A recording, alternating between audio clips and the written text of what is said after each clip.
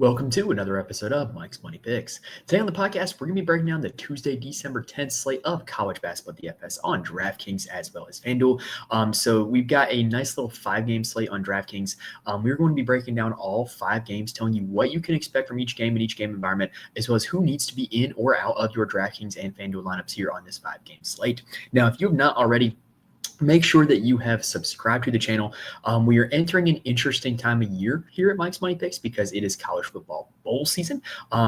College basketball, we currently have games going on, but with more and more colleges like kind of approaching winter break, you kind of end up with a lot of these hit or miss slates for college basketball. So when there's a good slate like we have tomorrow night, I'm going to be doing an episode. If there's a not so good slate like there was tonight, the Monday night slate, then I'm probably not going to be doing an episode. But if you are subscribed to the channel, then you will know when new episodes drop and you can be able to get all the content for college football and college basketball right when you need it. And also, I'm kind of in the middle of a busy season myself as well. I mentioned previously here on the podcast that, I'm coaching 2 varsity sports at my high school. Well, my girls flag football season just ended last Saturday. We were able to win the county championship, which was just an incredible experience. Felt like, just an absolutely surreal experience to coach for a championship winning team like that.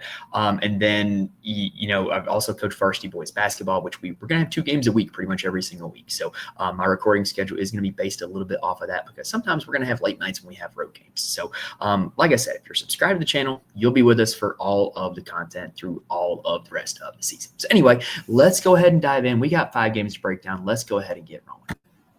All right, so the first game up on the slate is Tennessee heading to Miami. And I got to say, this one kind of sounds more like a college football playoff matchup than a college basketball matchup. But, these 2 programs have been pretty good in college basketball the last 5 years, especially since Rick Barnes got at Tennessee. So this is, on paper, at the start of the season, is projected to be a much better matchup than it does now. Miami has kind of fallen off.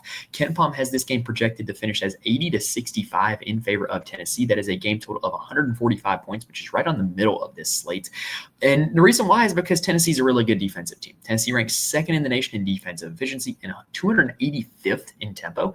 Miami doesn't play a whole lot faster. In fact, they play slower. They play 287th in tempo, according to KenPom, and they rank 260th in defensive efficiency. So really in this game, you're going to have Tennessee going against a team that they should be able to score at will against, but there's not going to be a whole lot of overall possessions because neither of these 2 teams plays particularly fast. So let's go ahead and talk about this Tennessee side. So they have 2 guys that run their offense, and that is Zakai Ziegler and Chaz Lanier.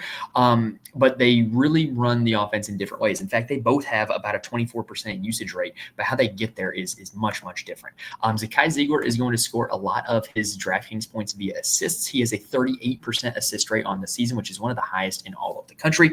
And when you look at Ziegler, he is very much tied to, in terms of his DraftKings point total, his assist total. When he gets a lot of assists, he puts up a lot of DraftKings points. And on a slate where Tennessee's projected to score 80 points, on a slate where Miami is not good defensively, it's quite likely that Ziegler is going to put up a lot of assists. I think he's a really solid play. I think that you could make an argument that he lacks the upside to play in GPP style tournaments, given that he hasn't topped 40 DraftKings points all season, and he's at $8,300. But I think he's a great cash game play. He's got a super high floor, and like I said, that assist number is going to be tied to a lot of his DraftKings points. If he's able to get a double-digit assists, then he's probably going to have a really, really good performance. And I think that there's a chance he could do that. Chaz Lanier is priced down at $7,000, and unlike Ziegler, he does not score via a whole lot of assists. He scores via scoring the basketball. He has a 35% shot rate on the season. When you look at his shot attempts, pretty much ever since their Thanksgiving tournament, he's been shooting the ball quite a bit. 16 shot attempts in 4 straight games. And in all 4 of those games, he's been over 25 DraftKings points.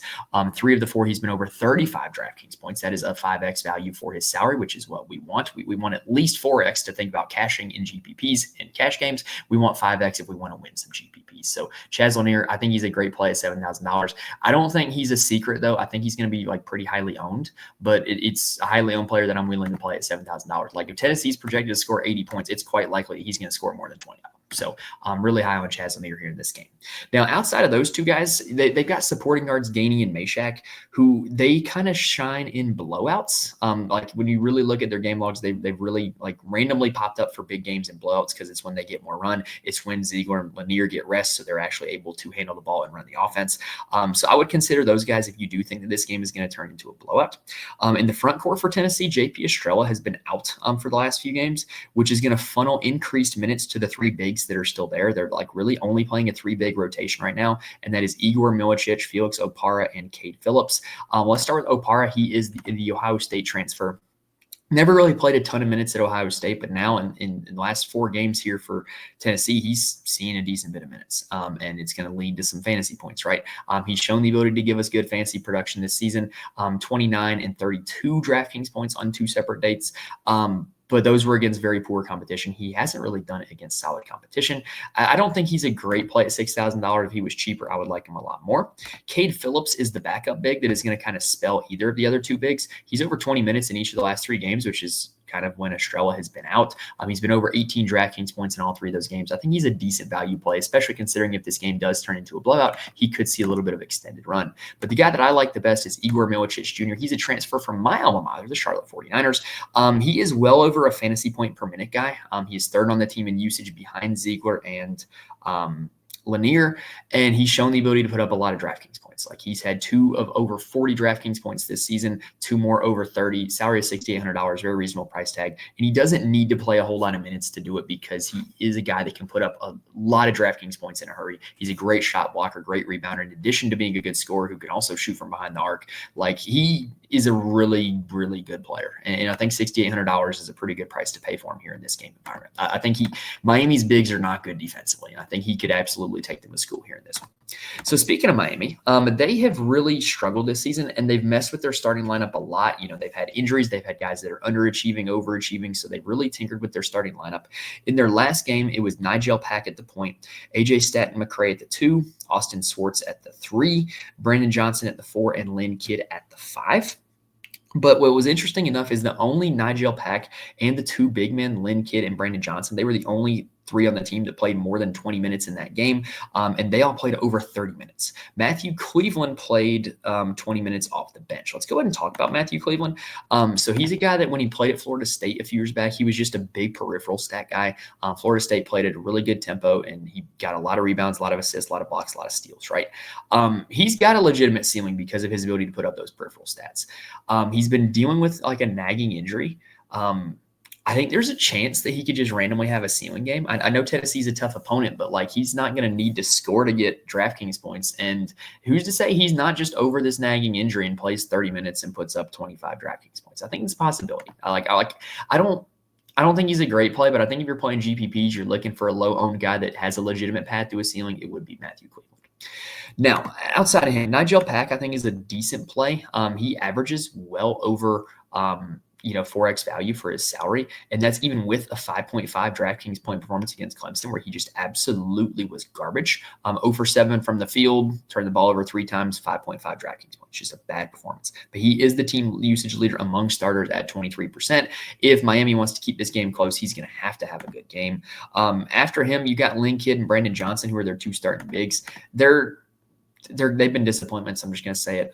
Lynn Kidd has put up some decent DraftKings performances, but I just don't think there's a whole lot of upside going up against this Tennessee front court. I just really don't.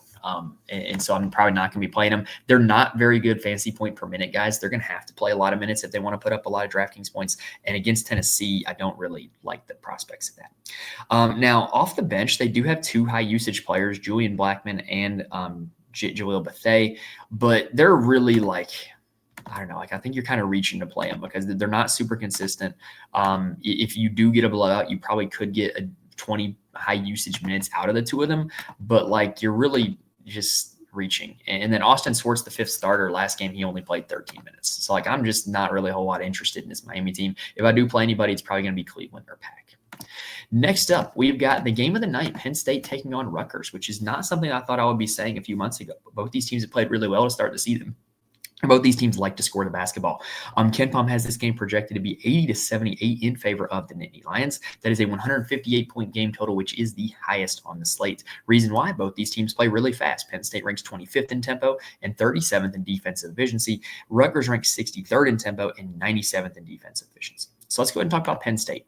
So Penn State, Ace Baldwin Jr., the VCU transfer, he is their best player. He has a 27% usage rate, 20% shot rate, 39% assist rate. Those numbers are great. And in a game where they're playing at a fast tempo, that just makes it even better. We've seen him have huge games so far this season. He's got 3 games over 40 DraftKings points. So we know he has a legitimately high ceiling, and we know that he's going to have the ball in his hands a ton. And I like guys who are going to have the ball in their hands a ton in a game that's going to feature a ton of possessions. I think he's an absolute smash play, $8,500. After him, Freddie DeLeon actually leads the team in shot rate at 25%. Is it Frankie or Freddie? It's one of those two. But anyway, DeLeon is his name. DeLeon the fifth, apparently. He is their shot leader. He's going to take probably as many, if not more, shots than Ace Baldwin. Now, granted, he doesn't do a whole lot in the peripherals, so a lot of his stats are tied to being able to score the basketball. But again, this game's going to feature 158-point score. He's going to be on the floor quite a bit, so he will have more of a chance at the peripherals than he usually does. But he's also going to have a chance to put the ball in the hoop quite a bit. DeLeon at $6,000, decent play in my opinion. After that, Yannick Conan Niederhauser, transfer from Northern Illinois, is kind of a boomer bust DraftKings play. You look so far this season, he has had games of 30, 37, 44, and 34, but he's also had games of 3 and 11. So a little boomer bust, but he's got a good usage rate, 24%. 32% combined rebounding rate when you add up offensive and defensive. The problem is that he only plays around 21 minutes a game. If you get a full 27, 28 minutes out of Niederhauser, he has the chance to smash the slate. Rutgers is not all that intimidating down low. I think this is a pretty good spot for him. In a game with a lot of possessions, I like a guy who's going to get a lot of rebounds. So I think Niederhauser is definitely going to make my player pool here this slate. After that, you got Nick Kern, you got Zach Hicks, you got Puff Johnson. They're all 3 supporting cast players. Every now and then they'll just randomly pop up and have big games. Nick Kern has been the beneficiary of the biggest ones. 3 games over 32 DraftKings points so far this season, but he's way priced up now. He comes off the bench. I'm not willing to pay $7,800 for a bench player. Sorry. And then you got DeMarco Dunn, the last guy that I will mention here. He's a high usage player off the bench who generally gets a lot of run in blowouts. In fact, each of the last 2 games, though, 19 minutes and over 15 DraftKings points, $3,900. That's not a bad prospect.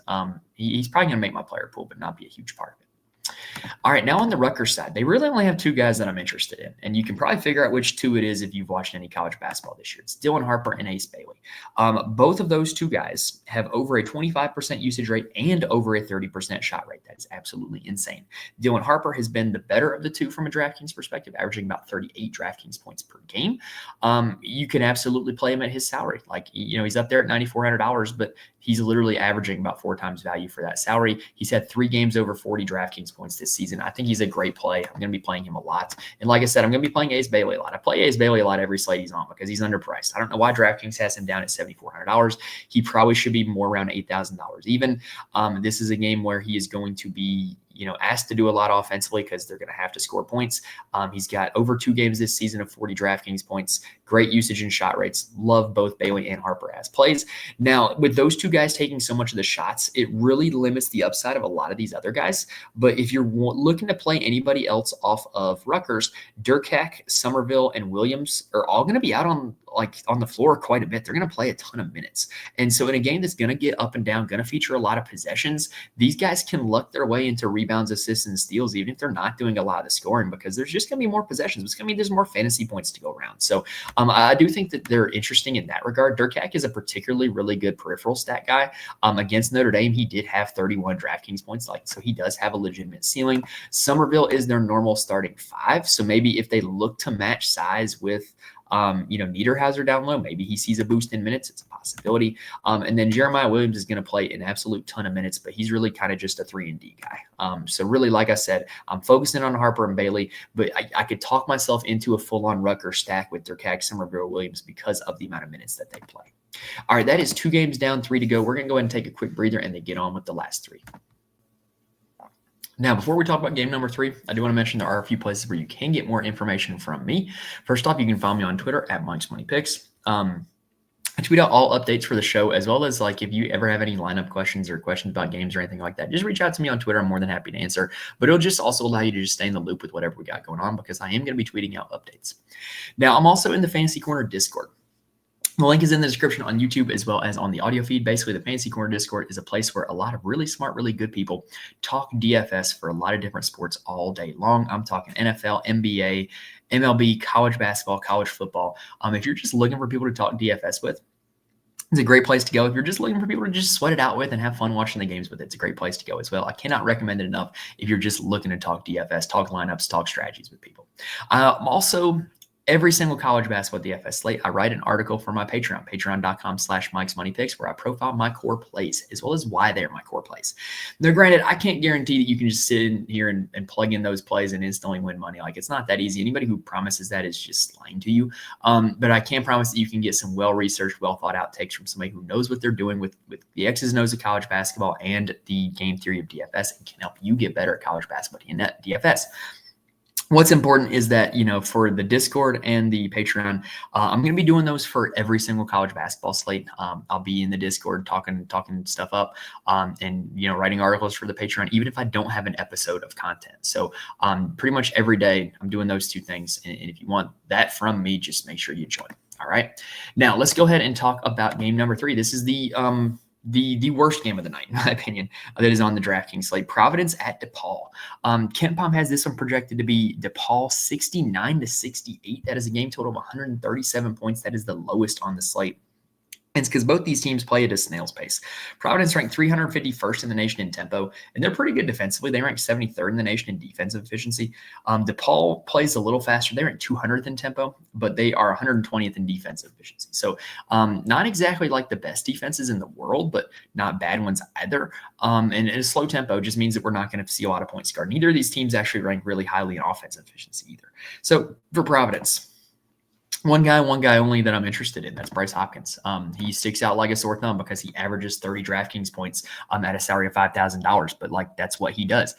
Last year, he was the second best player on this team, behind Devin Carter, before he got injured, and was like an $8,000, $9,000 player. He could be that again. Because he's already on the right track. He's already averaging 30 DraftKings points a game. He came right back into the starting lineup. He's got a 31% usage rate, 27% shot rate in the 2 games that he's played. It's legit. He's only $5,000. Play him now before his price goes up. Yes, he's going to be chalky, but you don't want to miss out on good chalk in college basketball DFS. I will be playing quite a bit of Bryce Hopkins. Now, what happens after him is basically with him coming into the lineup and taking that much usage and that many shots, you've seen a lot of declining roles for a lot of other guys. Jayton Pierre and Bensley Joseph are still kind of like splitting point guard duties. The last 2 games, Pierre has been around 23 DraftKings points in both games. Joseph has been at 18 and 28, so about an average of 24 DraftKings points in both games. I think they're playable because just being a point guard in college basketball, you get the opportunities for assists. If Hopkins is scoring a lot, then maybe Pierre or Joseph's getting a lot of assists with them. But I'm just not super interested in the fact that it's going to be a poor game environment, right? With Hopkins being back, what you saw also was a huge decline in role for Corey Floyd Jr., as well as Wesley Cardet, as well as Jabri Abdur-Rahim and Rich Barron. So I'm not going to be very interested in playing any of those guys. What is interesting is at the center position, Chris Esendoko, St. Joe's transfer, he very much had been splitting time with the other big, I'm going to try to pronounce this correctly, Osun Aramwants. Nailed it. Esendoko and Aramwants have been very much splitting time, almost 50-50. Last game, Esendoko played 28 minutes. Aramwants only played 12. So if that split is going to continue, the Esendoko probably is a guy that we need to consider, especially considering it's not like DePaul is a team that's like super good at defending bigs. Speaking of DePaul, they're a frustrating team to target because they play a lot of guys, a lot of minutes. And when you got a deep bench with a lot of guys not getting high minute totals in a poor game environment, that's just a recipe for don't play these guys. But I do think you can make an argument for playing some of them because they have not played a game closer than 16 points since opening night. So it's kind of to be determined what the minutes will shake up, in an actual close game, which this does project to be. I think they're going to play their best players, which would be Jacob Meyer. He's a Coastal Carolina transfer. He is the team leader in usage. However, he comes off the bench, but I think he's their best player. When you look at his game log, he is quite consistently over 21 DraftKings points pretty much every game he plays. Great usage rate, great shot rate. If he plays 30 minutes, he can smash the slate. I also like Layden Blocker. He's also got a 24% usage rate. Just the minute totals have been super varied. If he plays a lot of minutes, there's a chance that he could absolutely destroy the slate. Isaiah Rivera is another guy that I would consider. He is one of their better guards also. He shoots the ball quite a bit. He's got a 24% shot rate, but just, those inconsistent minute totals. So in the first game of the season, the one close game, he was their guy. He had 42 DraftKings points in that game. So I definitely think that Rivera is a guy that I'm going to be considering. And I'll be honest, I'm probably not considering a whole lot outside of those three guys. I think Enright and Skogman both do have roles on this team, but they're a little bit overpriced. And after that, they just play a lot of guys like an indeterminate amount of minutes. I would rather play the guys that either A, if they do play 30 minutes, can smash, or B, have shown me that they're going to be high usage or high shot rate players. So like I said, I'm sticking with Meyer. I'm sticking with Blocker. I'm sticking with Rivera, probably Rivera being my favorite of the three. Game number 4 is Arkansas taking on Michigan. KenPom has this one being 74-70 in favor of the Wolverines. That is game total of 144 points, which ranks 4th on the slate. Arkansas ranks 77th in tempo, so they will get up and down. And Michigan ranks 108th in tempo, so they will get up and down. So why is this game only projected for 144? Well, because both these teams are elite defensively. Arkansas ranks 19th in the nation in defensive efficiency. Michigan ranks 10th in the nation in defensive efficiency. So what you're going to get is you're going to get a lot of possessions. That's going to increase the amount of rebounds, increase the amount of potential blocks and steals, but not exactly the most points. So you're going to want to target guys in this game who can get you peripheral stats as opposed to guys who are just going to fill it up just based off the scoreboard. Now for Arkansas, we do have to talk about their rotations. John Calipari is known for playing deep benches, known for playing random guys, random amounts of minutes. But Big Z, Zvonimir Ivisic, missed last game. I don't know if he will play this game because big fellas and ankles is something you do not want to mess with. It is an ankle injury for Ivisic. So I don't know if he plays, don't know if he doesn't. But what we saw when he missed was we saw a massive game from Tennessee transfer Jonas Adu. Jonas Adu was really good at Tennessee, like really good. I thought he would start for this Arkansas team, but he was kind of banged up coming in the season, hadn't played a whole lot. Against Texas San Antonio, he played 27 minutes, put up 25 DraftKings points. He's only $3,700 on DraftKings. If Ivisic is out, I genuinely think you can just lock in Adu at 3,700, lock in Bryce Hopkins at 5,000, and just build the rest of your lineup based off of that. Because if Ivisic is out, it's very likely Adu is going to do the same thing. Trevon Brazile didn't really see a minutes increase at all when Ivisic was out. He still only played 16 minutes, only put up 15 DraftKings points. I don't really have any faith in him to do anything. So, it's going to be Adu. And if Ivisic is out, Adu is instantly a great play. Now, Adu's defense is also going to be needed in this game. More on that later. So he's a good defender, and he can absolutely be up to the task that this game's going to ask him to do. Now, after the bigs, you've got Thiero and Fland are the only two players on this team above a 21% usage rate. Thiero is a peripheral stat guy, over 6 rebounds a game, over 2 assists per game, over 2 steals per game. Just great at putting on peripheral stats. That's the type of game environment I think you want to target him in. Boogie Fland is the point guard, almost 4 rebounds a game, over 5 assists per game. He's another peripheral stat guy. I think it makes a lot of sense to target both of these guys in this game. Now, I also think it would be foolish to cross out John L. Davis and DJ Wagner. Both of them play a ton of minutes. And so, if they're playing a ton of minutes, eventually they're going to string it together for a good DraftKings performance, right?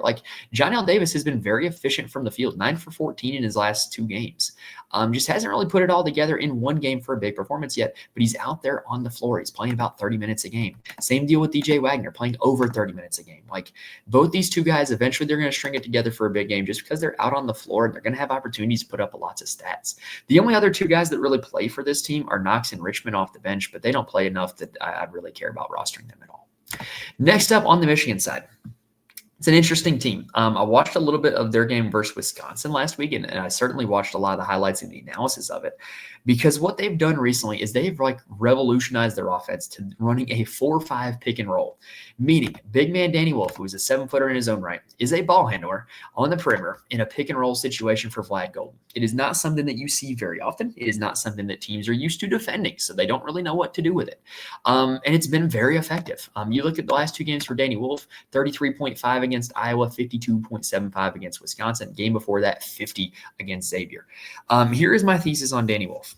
Because of the unique playing style that he has, because of the high usage rate that he has, I think he's a guy that if you're playing a lot of lineups, you just find a way to get in your player pool. I don't think you have to put him in your core. I don't think you have to play him 50% or anything like that, but find a way to get him in your player pool because there's a chance he could break a slate. You look at so far this season, he's had 3 games over 49 DraftKings points. And if he gets over 49, you're going to likely need him in your lineup. So put him in your player pool. You don't have to play a lot of them, but in case they go to this 4 or 5 pick and roll and he sees a ton of usage again, he's going to put up another 50 burger. So you're going to want him in your lineups. Vlad Golden is the recipient of a lot of those pick and rolls, and he's put up 38 and 37 DraftKings points in the last 2 games. This is the weird situation where I think you can actually stack both of these guys together because the fact that Wolf's getting a lot of assists to Golden because of the way they're doing this pick and roll. So I think you can actually play both of them. Jonas Adu is a really good defender, though. He's going to be defending one of them. I think it's more likely they start off with Thiero on Wolf and Adu on Golden, which I think works out better for Adu. But I am very interested to see what the strategy is in this one if Michigan does continue with this 4 or 5 pick and roll. Also, I do think you can target Donaldson and Gale from this team. Both of them play a ton of minutes. So even if they're not actively involved in the offense, like, they haven't been with this 4 or 5 pick and roll, you can still get good performances out of them. Roddy Gale, very much as a catch and shoot guy last game against Iowa, put up 30 DraftKings points. So I do think that both those 2 guys are very playable, especially Roddy Gale. But really, I'm kind of sticking my exposure to Michigan in just those 4 guys because of how condensed their offense has become and how condensed their minutes have become around those 4 guys. You've got Namari Burnett, Reuben Jones, both split minutes. Will Shedders, they're only big off the bench. They're not playing a lot of guys. Like those 4, the top 4 for Michigan are really attractive to me. All right, now let's go ahead and talk about the last game of the night, which is a game that you're going to want to target. It's Wisconsin taking on Illinois. KenPom has this one as Illinois 80-74. That is a game total of 154 points. That is the highest game total on the second highest game total on the entire slate. And the reason why is because these 2 teams are really good at offense, right? Wisconsin ranks 195th in the nation in tempo, which is okay. 87th in defensive efficiency. Again, that's just okay. Illinois is 39th in tempo, so they're going to get up and down. 17th in defensive efficiency. So, okay, that's pretty good, but both these teams are really good on offense. That's why there's going to be a whole lot of scoring. On the Wisconsin side, they have had 3 high-usage guards for most of the season now, Tonje, Blackwell, and Klesmit. Tonje is starting to separate himself from the other guards in terms of usage. He's at 29%. Blackwell is at 24%. Klesmit is at 19%. Yes, you do have to pay a little bit more for Tonje, but I would pay $500 for 5% usage. And I think that what that usage is bringing is a much higher ceiling because you have seen Tonje this season put up games of 42 and 52 DraftKings points. You haven't really seen that ceiling out of Klesmit. Blackwell has only had 1 game where he was like that, where he had 43. But other than that, he hasn't been above 30. So I would rather pay up for Tonje just based off of what the numbers are telling me than these other 2 Wisconsin guards. Now, granted, I do think that when you talk DFS, you have to mention it from an ownership perspective as well. I think everybody else, especially everybody who subscribes to KenPom, is going to see these numbers as well and think that Tonje is the better play. And so if everybody is playing Tonje, is there a chance that you could get Blackwell or Klesmit at lower ownership and have them go off against an Illinois team that is going to get up and down in tempo? Absolutely. So I do think that Blackwell and Klesmit could be potential low-owned plays that could give you some leverage against everybody who plays Tonje. Now, for the bigs for Wisconsin, they do start 2 bigs. Winter and Crowell are both quite large individuals, but neither of them have really had a super high usage rate.